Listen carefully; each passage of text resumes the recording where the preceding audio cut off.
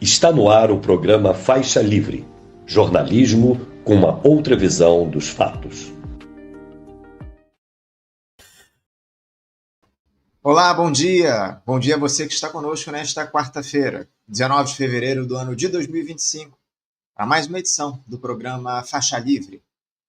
Muito obrigado a quem acompanha a transmissão ao vivo aqui pelo nosso canal no YouTube, o Faixa Livre.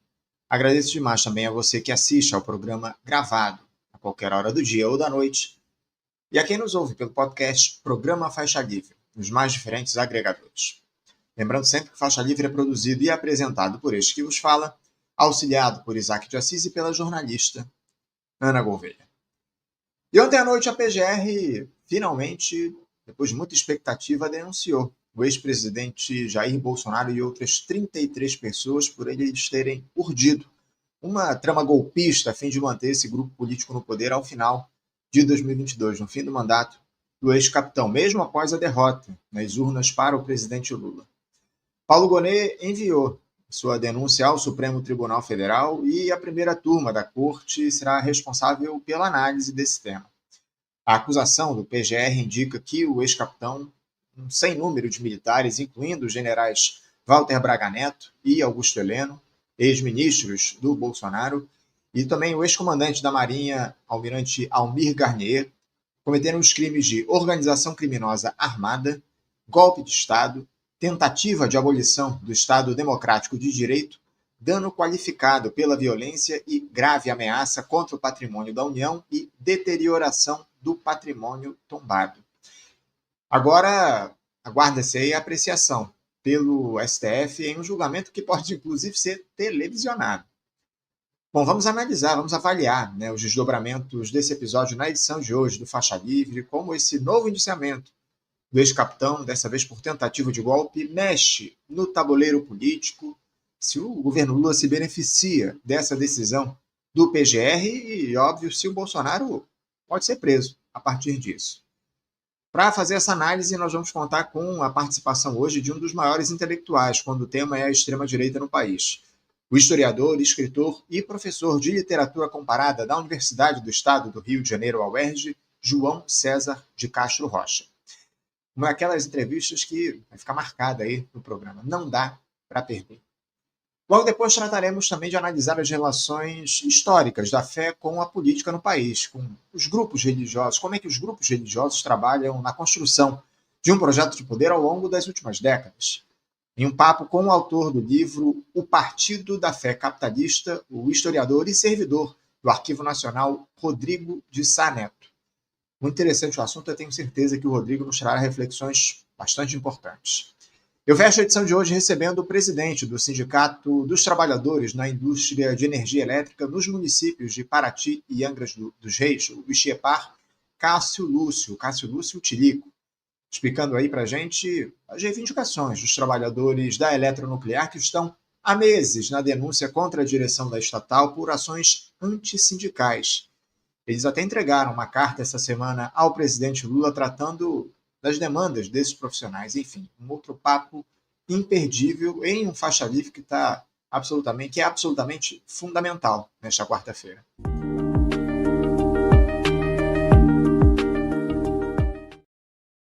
Bom, gente, sem perder tempo, eu já vou convidar aqui para conversar com a gente o historiador, escritor e professor de literatura comparada na Universidade do Estado do Rio de Janeiro, a UERJ, João César de Castro Rocha.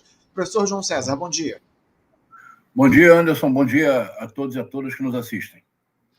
Professor, uma alegria recebê-lo aqui novamente no nosso programa. Quero agradecê-lo por estar aqui com a gente para fazer esse papo. Eu costumo dizer, professor, que a gente que trabalha com jornalismo é refém da notícia. E ontem à noite a gente foi absolutamente atropelado por essa denúncia que foi feita pelo Procurador-Geral da República, o PGR, ao Jair Bolsonaro. Ainda que tivesse no radar, enfim, fosse esperada que essa denúncia saísse, inclusive essa semana, isso acabou surgindo ontem à noite. A gente tinha uma pauta para a nossa entrevista que acabou indo pelos ares, por óbvio, diante da urgência do tema, da importância da gente tratar disso. Como eu citei aqui, o PGR denunciou ao Supremo Tribunal Federal o ex-presidente Jair Bolsonaro, o ex-ministro Walter Braga Neto, ex-candidato a vice também na chapa do Bolsonaro em 2022, e mais 32 pessoas por participação em uma trama golpista para mantê-lo no poder após ser derrotado pelo presidente Lula no pleito presidencial.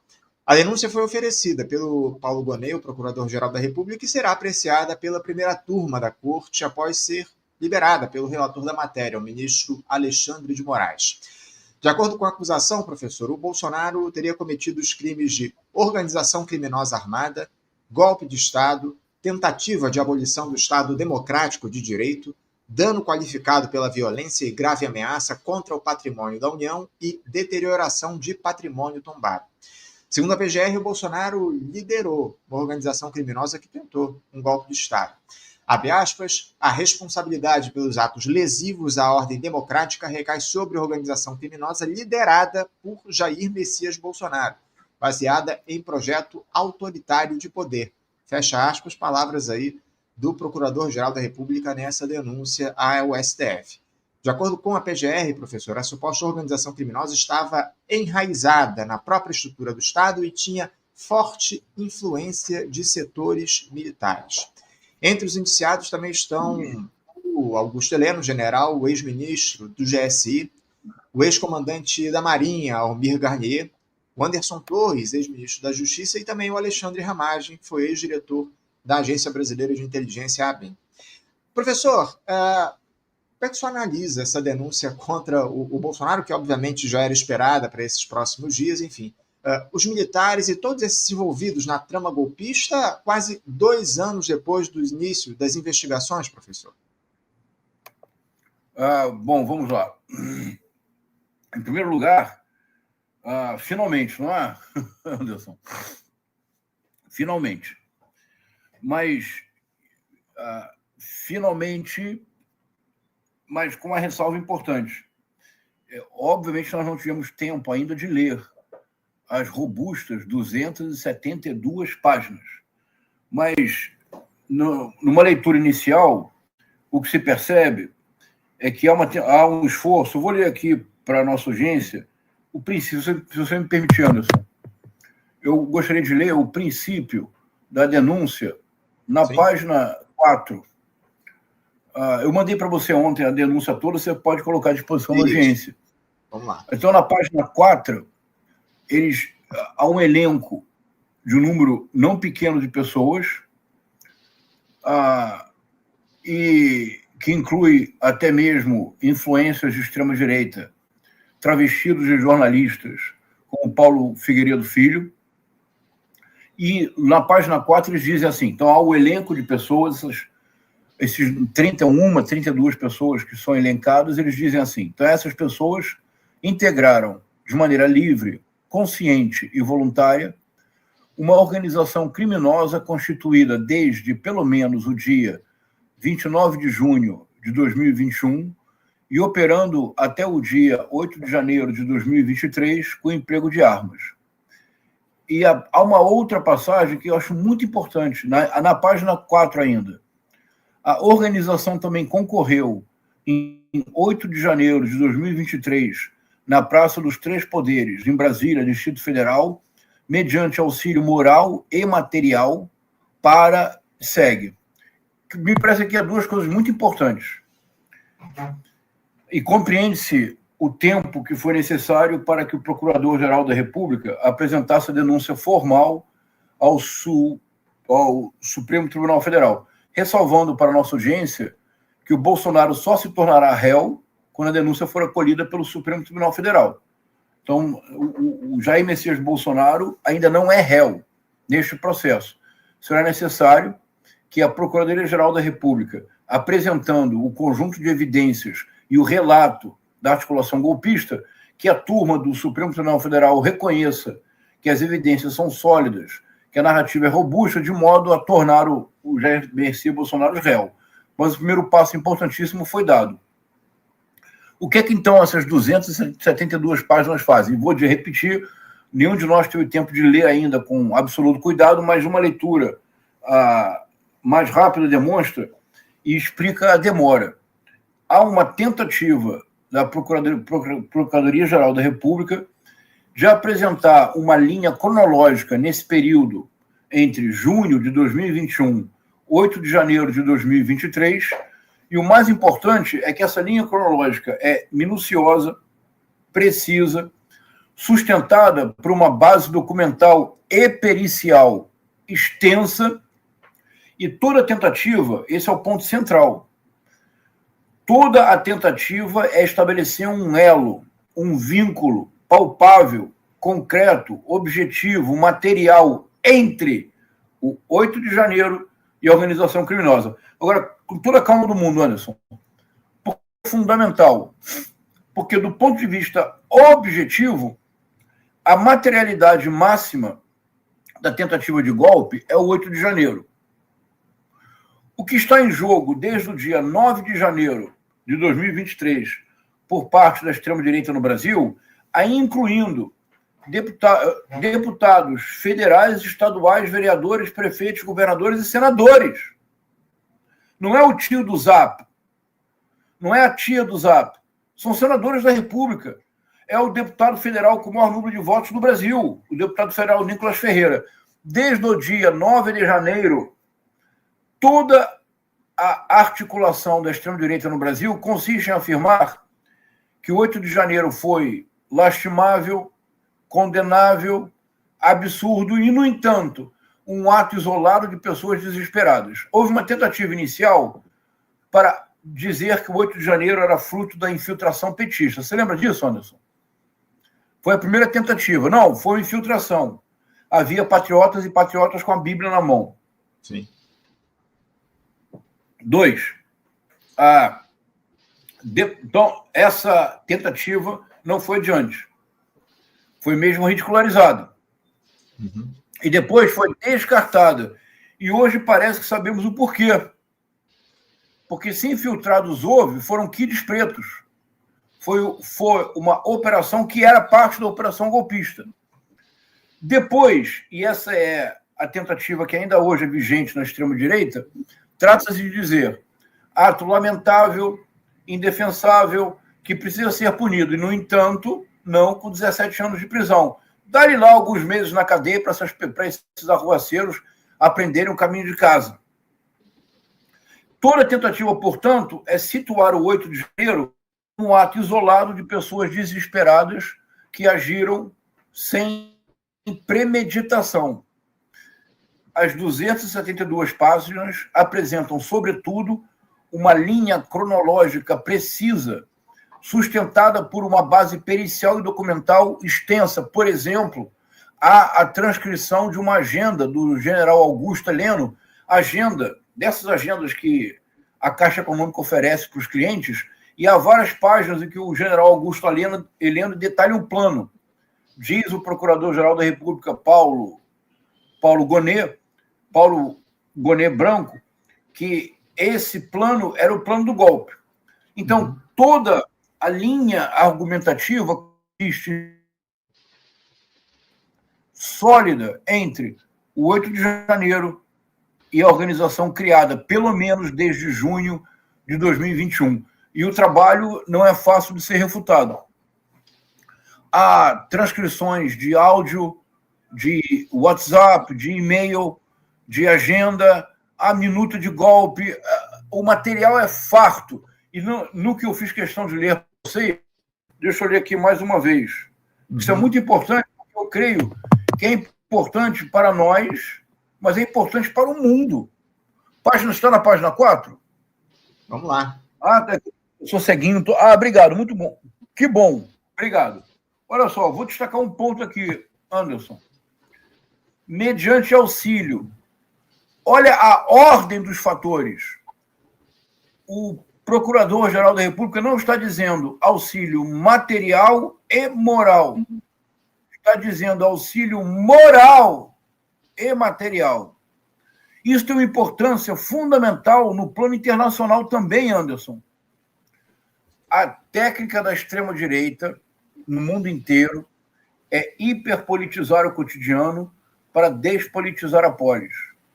E na hiperpolitização do cotidiano, do que se trata de fato é de auxílio moral para a produção do caos. Este relatório, esta denúncia formal da Procuradoria-Geral da República. Por exemplo, se algo similar tivesse sido feito nos Estados Unidos, Donald Trump não teria sido candidato. Elon Musk não poderia ter feito o que fez na campanha norte-americana.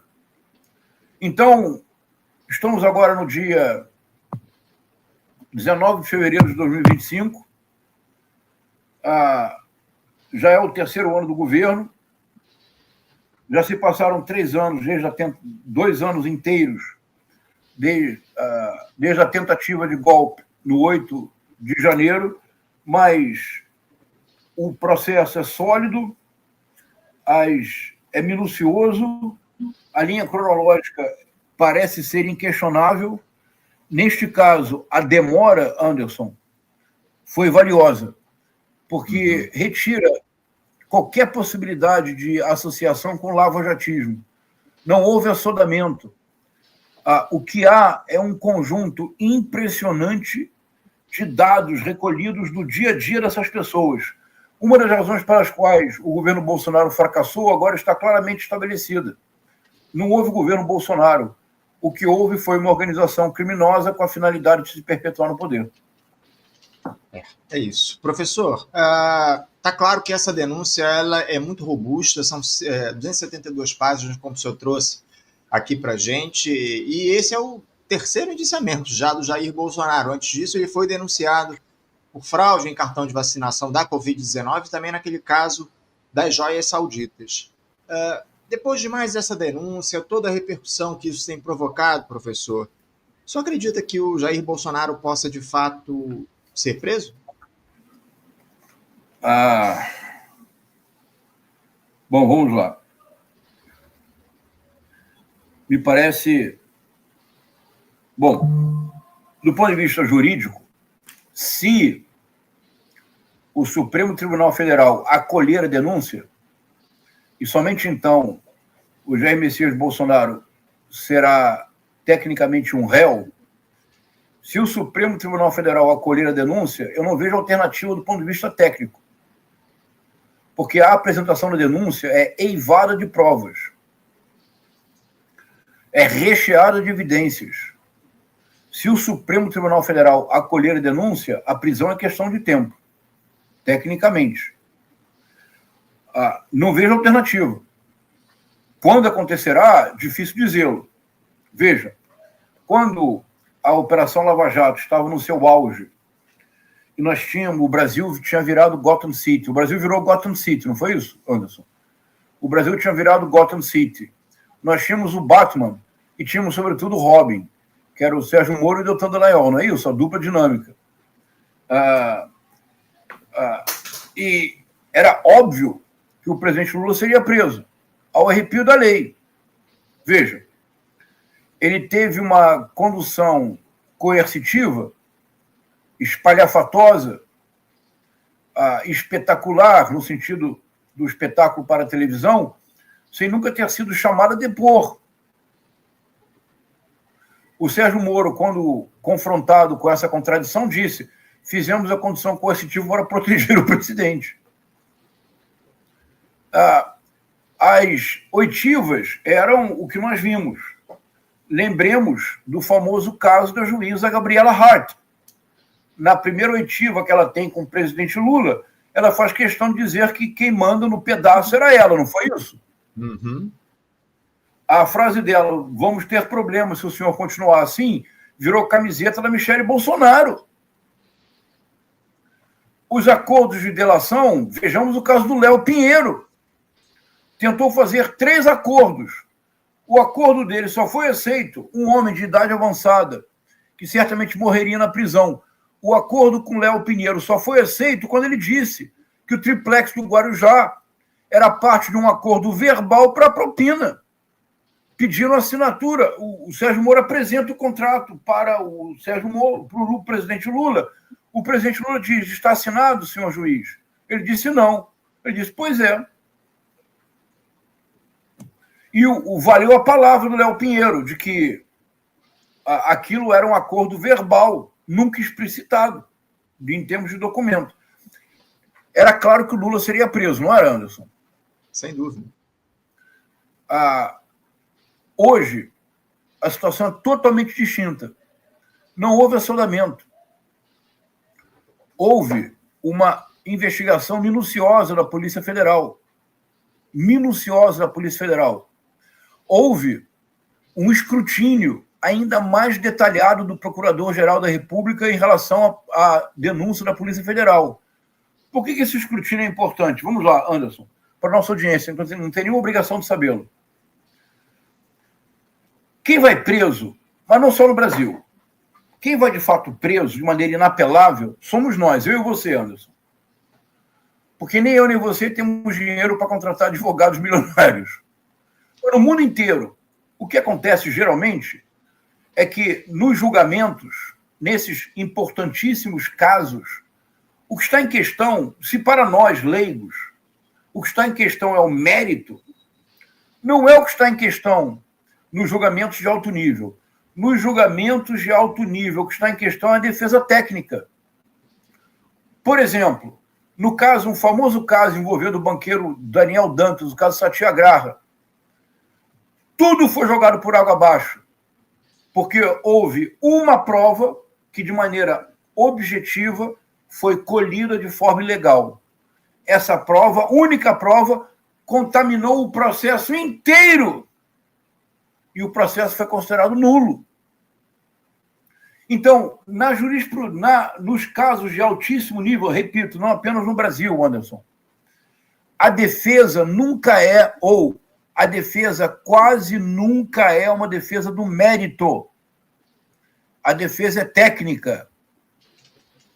Por exemplo, um caso famoso, quer dizer, famoso para quem é velhinho como eu, você ainda é jovem, Anderson.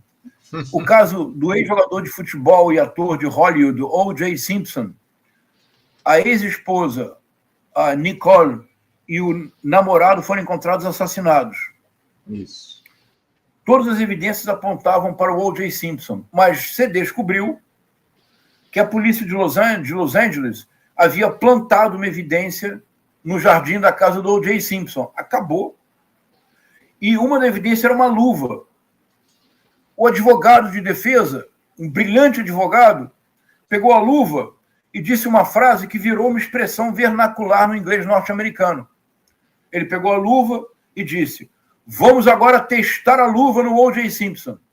Aí ele falou: if it doesn't fit, you must acquit. Se a luva não couber, é necessário absolvê-lo.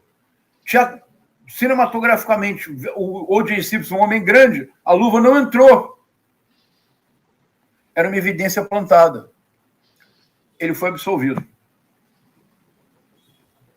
Então, em alto nível, as discussões são técnicas. Uhum. A coleta de evidência foi correta? Por exemplo, olha o que eu vou dizer agora, Anderson. O golpe contra o presidente Dilma foi possível? Você concordaria se eu lhe dissesse que o golpe tornou-se inevitável quando o ministro Gilmar Mendes deu uma liminar impedindo a posse do presidente Lula como ministro-chefe da Casa Civil? Você concordaria, Anderson, se eu dissesse que neste momento o golpe se tornou inevitável, uma avalanche incontrolável? Sim. A razão pela qual o ministro Gilmar Mendes deu a liminar é porque o juiz de primeira instância, Sérgio Moro, ele gravou de maneira ilegal uma gravação da presidente da República com um ex-presidente. Era um celular que não era nem de um nem de outro. Mas no momento em que a voz da presidente aparece, é preciso interromper a ligação, a gravação. É lei. Se o juiz Sérgio Moro, nos Estados Unidos, tivesse gravado a voz de um presidente em exercício e tivesse enviado para a CNN para divulgar o conteúdo, estaria na prisão até agora. Certamente. High treason, alta traição. O juiz Sérgio Moro gravou, além do permitido pela Polícia Federal, a gravação, difundiu a gravação pela Rede Globo. Você se recorda, Anderson? Veio claro. aquele spot de breaking news. E eles anunciaram no Jornal Nacional. O país parou. Qual foi a consequência da divulgação da gravação? No dia seguinte, milhões de pessoas na rua. Então, quando o caso é anulado no Supremo Tribunal Federal, não apenas pela questão do domicílio, mas o conjunto de evidências de que as coletas de provas feitas pelo Sérgio Moro desculpe, quem coleta a prova não é juiz, é procurador. As evidências que a coleta de provas feitas pelo Deltan Moro, acolhidas pelo Sérgio Moro, eram coletas ilegais, tornaram o processo inteiro nulo. Uhum.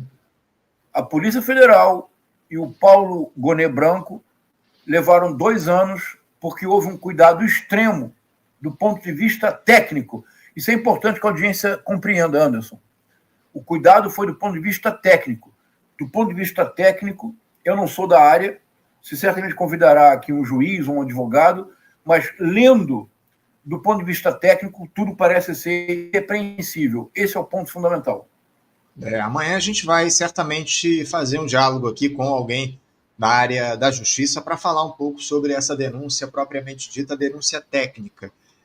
Professor, estamos conversando aqui com o professor João César de Castro Rocha, historiador, professor de literatura comparada da UERJ. Você que está acompanhando aqui, mande sua pergunta, seu questionamento, seu superchat aqui para a gente. Se inscreva também no canal, você que está acompanhando aqui essa entrevista, ainda não está inscrito aqui no canal Faixa Livre. Professor, eu queria falar um pouco, avançar nesse debate, falar sobre o aspecto político, né? Como é que essa denúncia do Bolsonaro por tentativa de golpe de Estado influencia o quadro político brasileiro? A extrema-direita perde espaço depois dessa denúncia, figuras como o próprio Tarcísio de Freitas, que é colocado aí como um dos favoritos para concorrer à presidência em 2026 por esse campo político, começa ou pode começar a se afastar do Jair Bolsonaro. E outra, a Michelle Bolsonaro, ela pode ser mesmo o trunfo do ex-capitão para concorrer à presidência da República no ano que vem?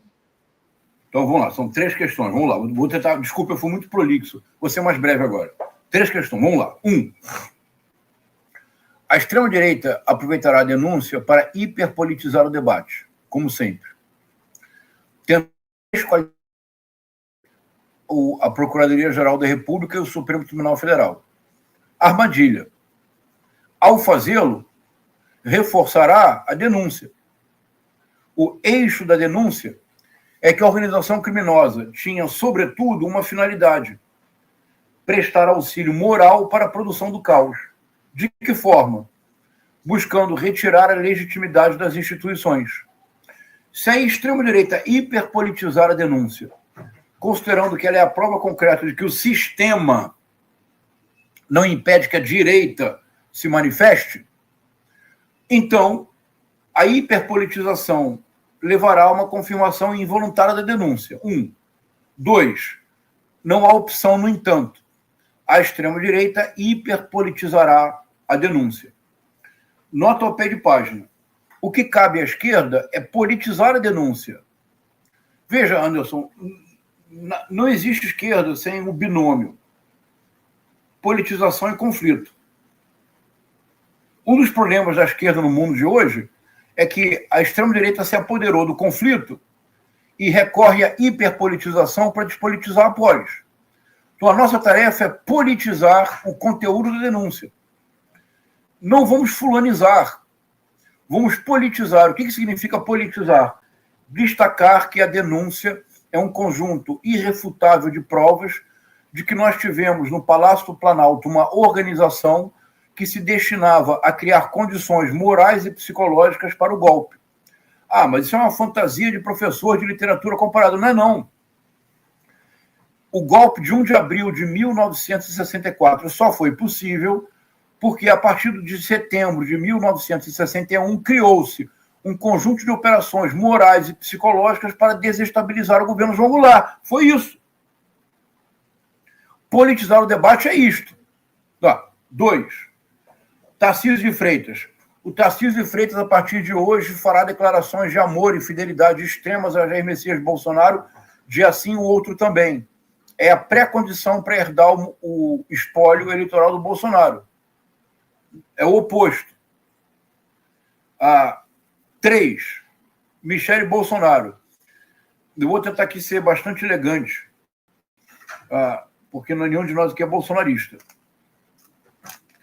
Eu não creio que a Michelle Bolsonaro resista a uma campanha majoritária deste nível.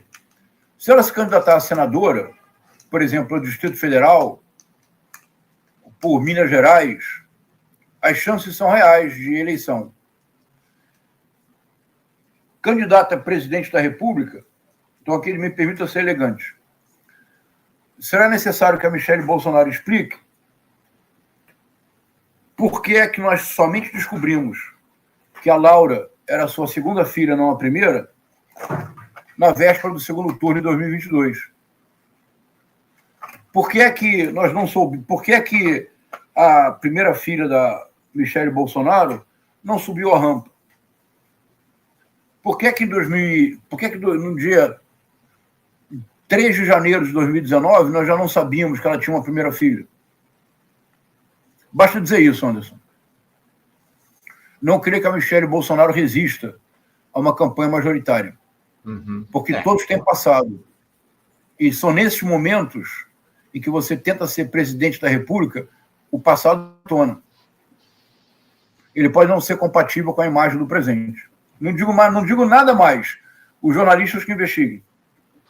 Vamos acompanhar, vamos aguardar e avaliar aí os desdobramentos de todo esse caso. Professor, eu queria falar sobre correlação de forças na sociedade. Obviamente que, como o senhor muito bem colocou, a extrema-direita vai hiperpolitizar esse episódio, essa denúncia contra o Jair Bolsonaro. A gente sabe muito bem que o presidente Lula tem sofrido uma série de problemas aí ao longo desse seu mandato, crises, inclusive, que seriam o tema principal da nossa entrevista de hoje, as crises aí que afetam o governo do presidente Lula. Como é que o senhor avalia esse episódio, essa denúncia contra o Jair Bolsonaro na conformação das forças na sociedade? A extrema-direita perde espaço, a esquerda pode, de alguma forma, se beneficiar dessa... Não estou nem falando do governo, estou falando propriamente da esquerda.